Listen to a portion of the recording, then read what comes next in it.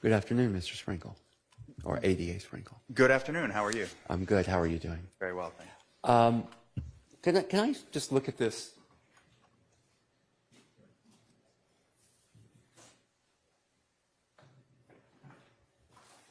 You can see this demonstrative, right? I can. I'll leave this here. Is that okay? Mm-hmm. That's okay. I don't see Mr. Kendrick's phone on there. That is correct. So you didn't do any analysis for Mr. Kendrick's phone on January the 10th, 2015. I was without records to analyze for Mr. Kendrick's phone. Okay, so you have no records of his phone on that date, correct? Correct, yes. Okay, thank you. Anybody else? I would like to ask a question, Chair. All right. Good afternoon, sir. Good afternoon. How are you, sir? I'm okay. How you doing, sir? Very well, thank you. I'll actually let you know if I'm okay. Can I ask you some questions? Well, yes, please. Thank you. So, I want to just go into a few different topics.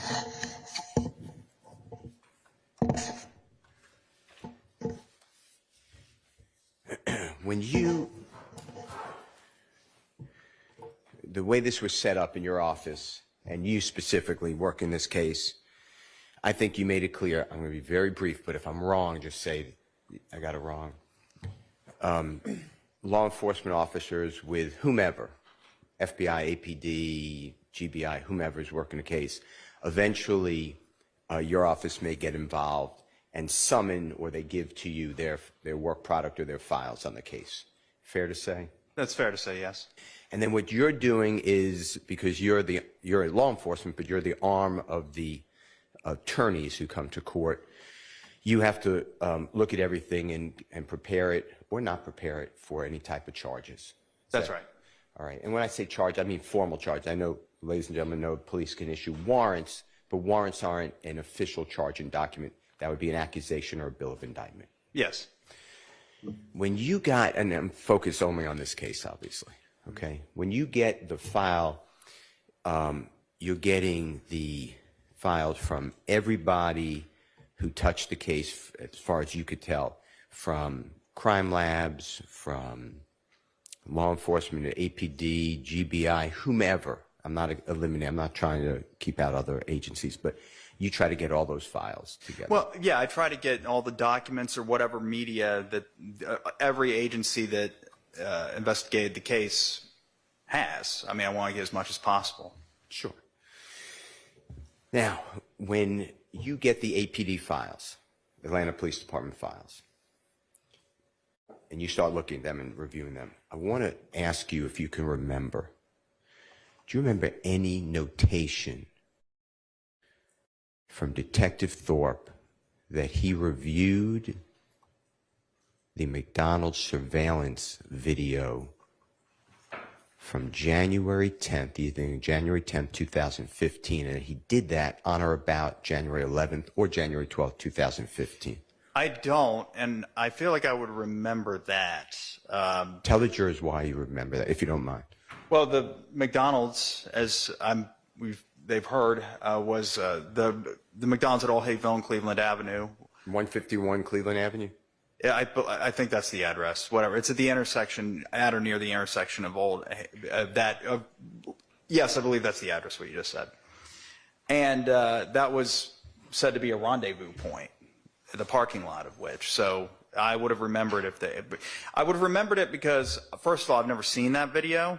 I've never seen any surveillance video from McDonald's. So if I were to read something that said from a law enforcement officer said they did review it, I would have said, well, I would have remembered. That would have been a big thing for me. I would want to have had the video. So no, I don't recall any notations from Detective Thorpe about him reviewing the video and not obtaining it, presumably. So no, I don't remember anything like that. And if that video, if it's working and if it captures the area that this, what was your word, rendezvous? Is that what you just said? I think so. Okay. And the rendezvous, according to Mr. Copeland, let's say, it might be others, but at approximately 8 o'clock at night, January 10th, 2015, approximately. And you could correct me, if my times are off. If that surveillance at the McDonald's captured people actually meeting, then we would know who was actually there and if Mr. Copeland was being straightforward. Is that fair to say? I'm going to object to speculation. Sustained. Did Detective Thorpe ever tell you, besides his file, did he tell you that he went out and looked at and saw or tried to see the video from the 10th day of January 2015, approximately 8 o'clock p.m. from the McDonald's? Objection, hearsay. I covered this with Detective Thorpe, and I'm impeaching him. Overruled. I don't recall him telling me that. It doesn't mean that he didn't, but I just don't recall it. It just seems like something that would leave a mental impression on me because, again, I would have just thought, well, where's the video? I don't have the video. I would have liked to know that. So I don't think he ever did. In your experience since, I believe you said 2012, but it might have been 2009, with the DA's office in Fulton County, have you looked at and subpoenaed, whether or a grand jury, or excuse me, a court's search warrant, surveillance video from stores? I have, yeah. Have you found that after a certain period of time, some of the video is erased or deleted? Yes, that's the practice. Videos are all digital. I don't want to say they're all digital. There may still be people using tapes, but every video I've ever seen has been digital, and they only have so much room on the computer system that's storing the video, and eventually will start overwriting itself. Explain, first of all, this includes 2015? Yes. Okay. Tell the jurors what you mean. I know you're comfortable with it, but overriding itself. Just explain that process from your experience, knowledge, and work with these. Well, just like every computer surveillance system, cameras are hooked up to essentially a computer. The footage is recorded digitally and stored on a drive, some sort of media in the computer, but that drive can only store so much data, so many ones and zeros, I suppose. And so once the drive is full, the system is programmed to just, it's not like a tape where it starts in the beginning of the tape and starts overwriting it, but it starts writing data to the parts of the drive that already have data on it. And over time, the data just starts to rewrite itself. And eventually, after a certain amount of time, all traces of the footage from a certain date will eventually be gone as they've been overwritten by data from other footage. So just putting that make it simple, on a date. Have you seen a surveillance video that lasts 30 days? I believe so. I don't want to throw out any names. But there's one place in particular that comes to mind, but it's not relevant here, and I also don't remember exactly. But I do believe that 30 days I have seen before. Okay. What's a typical days until it starts overriding? I'm going to ask and answer the speculation element relates to McDonald's video. I'm impeaching Detective Thorpe. I feel maybe 2 weeks. That's always what I kind of mark in my mind as if it's within 2 weeks of an event. I mean, you want to get the video as soon as possible, to be clear. But I really start losing hope after 2 weeks. But again, it depends on this. It could be a big retail outfit. Now going back to 2015, it may be a little different, and maybe they just have petabytes of storage for their video and it's stored off site. But your typical, like a gas station, particularly in 2015, where it was stored within, probably on a DVR, you're going to want to get that as soon as possible. You can start overwriting after 48 hours. Okay. And when you say then it writes it over, so if I'm just using 2 weeks, okay? Mm-hmm. January 1, 2015, 2 weeks would go to approximately January 14, 2015. Right. On January 15, 2015, does the entirety, in your experience and your dealing with this, does the entirety of everything in those 2 weeks go away, or is it on a rolling basis? Why don't you object that you asked and answered one Not of this witness. and speculation as to this witness? He's asking within his experience. Overruled.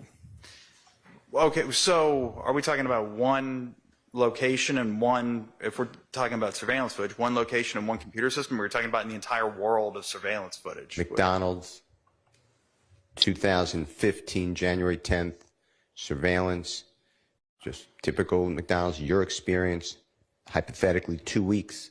I want to know on the 15th day, so I'm just after the 2 weeks, what you're explaining to the jury, does day 1, January 1 override, or the entirety from January 1 to 2014? That's my question. To lack of foundation at this point. Sustained. In your experience with a 2-week camera, does it override just 1 day at a time? As the next day comes in, the first day's gone. Vague as to your experience to a camera in a 2-week period. Any camera, I mean, Sustained. When you say override, tell the jurors what you meant by that. asked and answered. Sustained. I don't believe he just Yeah, he used the did. word. He explained it in detail. All right. Did you or any of your members of your team, I'm including the prosecution team, you understand what I'm asking? Mm-hmm. So prosecution team are all law enforcement, GBI crime lab, your office, whomever, okay? FBI. Did you ever find out from any source that McDonald's, how long, if at all, they had that surveillance video? The record retention period for surveillance video, if I knew it, I don't remember it now. So no, I can't answer. I don't know what their retention period was back then, nor do I know what it is now. Did you ever hear from a detective, you know who Detective Gaither, Detective Dennis, they worked together, gang unit in 2015, January? Yes, I know them. Okay. Did they ever tell you or put in writing in any way that they went to the McDonald's in June 11, 2015 and inquired about the surveillance? Objection, hearsay. I am impeaching Detective Gaither's testimony. And who are you asking about at this point? Detective Gaither, January 11, 2015, going to McDonald's and inquiring about the video. And that is hearsay, and it's not impeachment unless they specifically confronted Sustained. Detective I Gaither did confront Detective Gaither. with Yes. telling Mr. Sprinkel as to whether they got video surveillance footage or not. I want to know if Was it's in.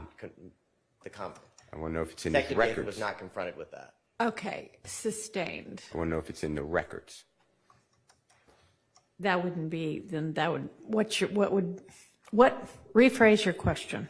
That question, the objection is sustained. Do you have any information from any source that you looked at in your records, conversations that Detective Gaither and or Detective Dennis went to the McDonald's on the day after interviewing Kenneth Copeland, June 11, 2015, and inquired about their surveillance equipment? No, I have no notes that indicate that, and I have no memory of any conversations that I had with them where they told me that they did.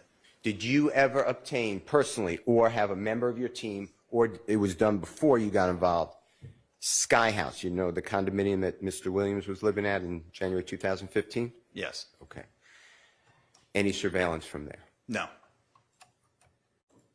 How about the Green Store? Any surveillance at the Green Store that Kenneth Copeland states that he was there, personally there, at and around the time of the killing of Donovan Thomas? Any surveillance from there? No, no surveillance. Did you or members of the prosecution team, I'm including all law enforcement, ever interview the people or persons that Kenneth Copeland said in June 10, 2015 that he was with at the Green Store at the time around Mr. Donovan Thomas's murder? Well, there's a little Rick that he mentioned, if I remember correctly. No, I didn't, nor do I know if law enforcement did. No. How many cell phones did Kenneth Copeland have access to that he can use on January 10, 2015? All I know of is the one that I testified to. And you do know that Kenneth Copeland testified in this court, and if you don't know, just say I don't know, that he had multiple cell phones. I'm going to object at the rule of I sequestration. mean, I would hope he doesn't know. Okay. Since he's a Do you witness in this case. have knowledge that Mr. Copeland did not have 2 or more cell phones on January 10, 2015 through your investigation? Asked and answered. He just answered that question, that he only knew of the one cell phone. Sustained. Let me ask you this.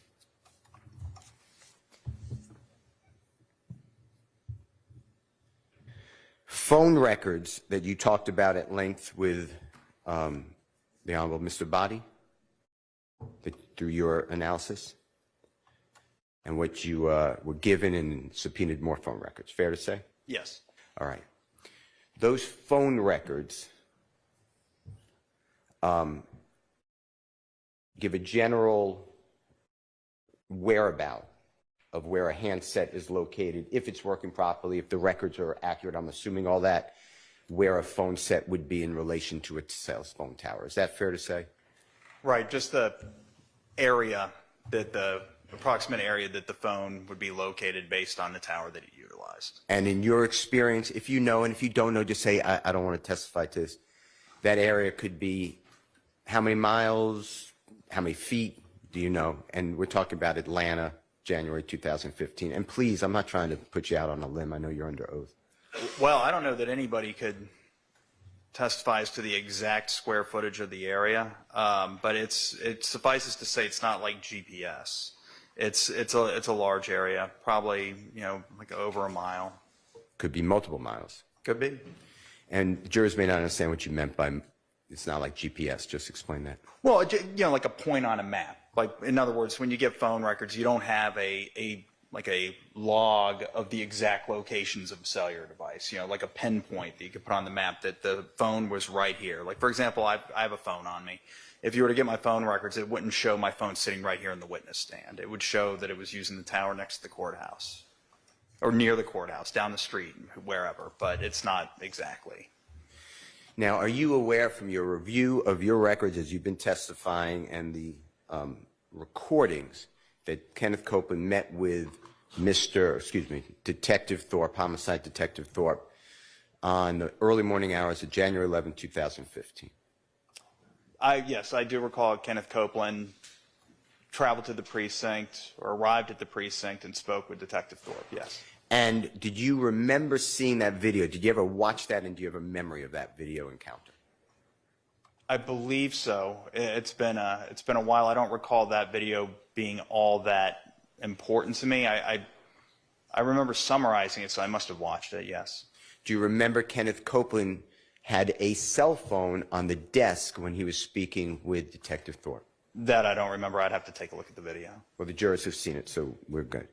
Do you remember Kenneth Copeland explaining that he knew that cell phones can give an area on January 11, 2015, explaining to Detective Thorpe that he was aware that check the cell phone records, check the cell phone, it'll show it's in this area? Do you remember him saying that?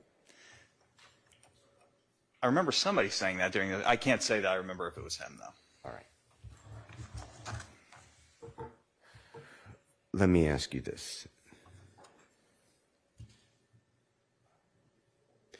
The cell phone records that we have here, unfortunately, don't give the actual communication. They might say handset of Kenneth Copeland, speaks with a handset of Natasha Williams, but we don't know what's being said according to these records. Fair to say? That's correct. Now, with regards to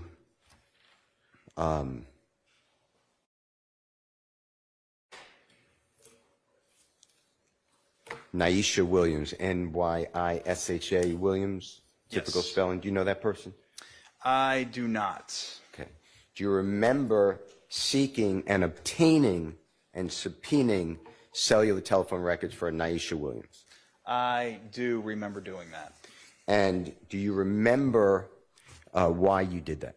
They appeared in the, there was a number that appeared in Kenneth Copeland's cell phone records that evening. And when I say that evening, I mean the evening of January 10th, 2015. And specifically, so I'm clear here, it was 404-6210102. I'm looking at Kenneth Copeland's records to refresh my recollection. And because of the times that there were phone calls sent or transmitted and received by that number, I thought it was relevant. So I subpoenaed both the call logs and the subscriber information. The subscriber information was the name of Nyesha Williams. And sometimes people can, there's nothing wrong with it, people can use a cell phone that's not registered in their name for various reasons. Is that fair to say? It's very fair to say. It happens all the time. So a Nyesha Williams, I'm just using that name since we're using it, she could be on the a Verizon call as a registered person, but she can freely give me her cell phone and I could use it all the time. That's right. But it would come back if somebody, like you subpoenaed it, it would look like it's Naisha Williams' call. In the name doesn't mean she's using the phone. That's right. And you, through your research, took Kenneth Copeland's statements on June 10, 2015, and when he said he called Mr. Garlington, you wanted to know what number Mr. Garlington was using then. Is that fair to say? That's fair to say. And through your deduction, whether it's right or wrong, you said the Naisha Williams registered phone might have been in the custody, control, and use of Deamonte and Garlington. It's possible, but I do not know. I'm not saying anyone knows, but that was your deduction. That's right.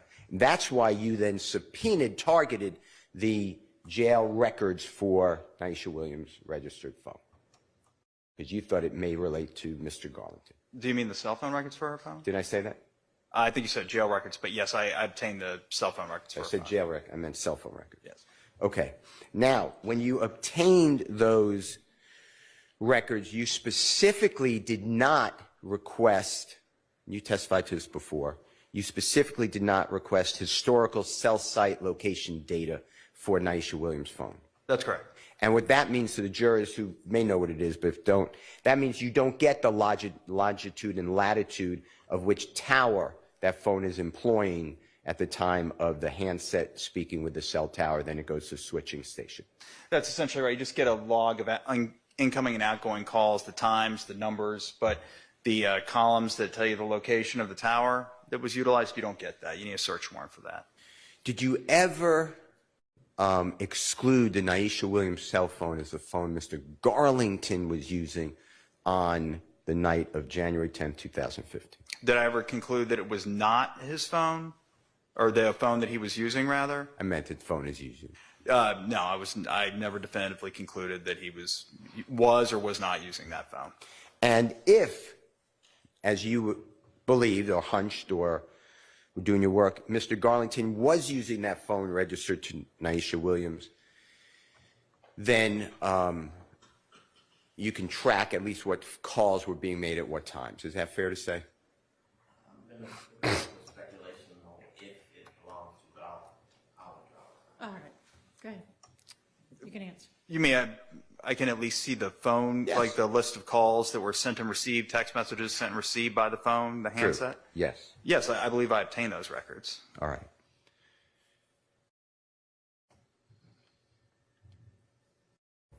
Now, Mr.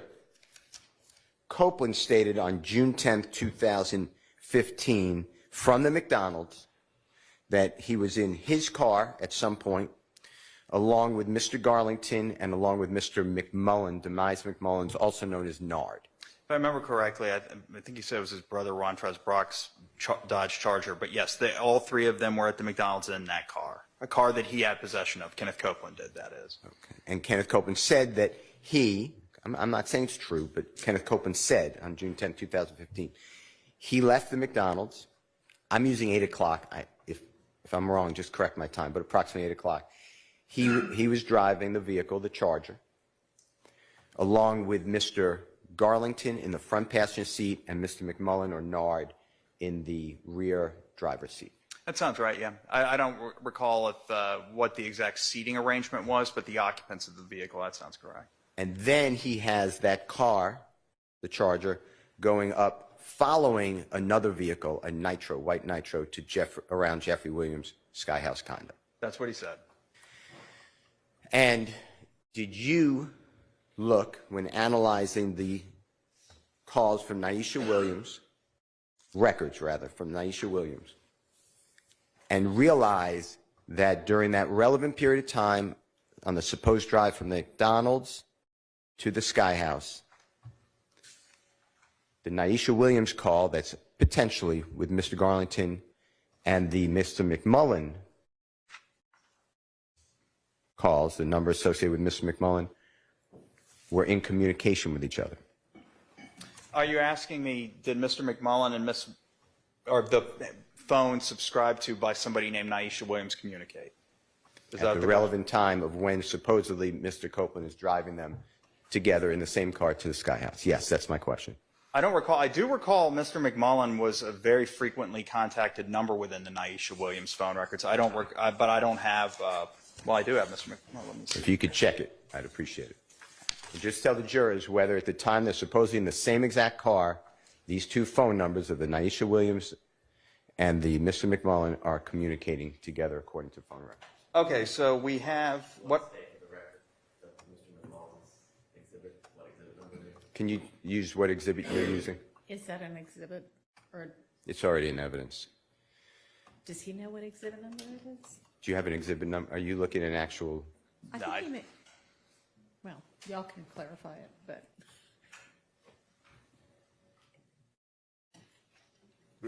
Is there an exhibit number on what you're looking at? No, I just brought No, the phone, I printed them out and brought them to court. So This is, what is it that you're looking at? the phone records for 470-217-6080, Demise McMullen. Okay, does anybody know what exhibit number that is? Yes, 464Y. Thank you. Mr. Steele requested it during my direct. Okay. I didn't want it during his cross as well.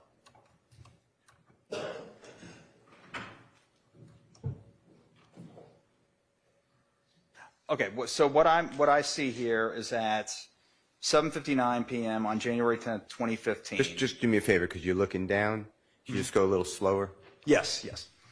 What I see. Actually, let me stop. How much longer is your examination of this witness going to be? 45 minutes? All right, let's stop and break for lunch. 2 an hour and a half, because I don't want you to. All right, I'll see y'all back at,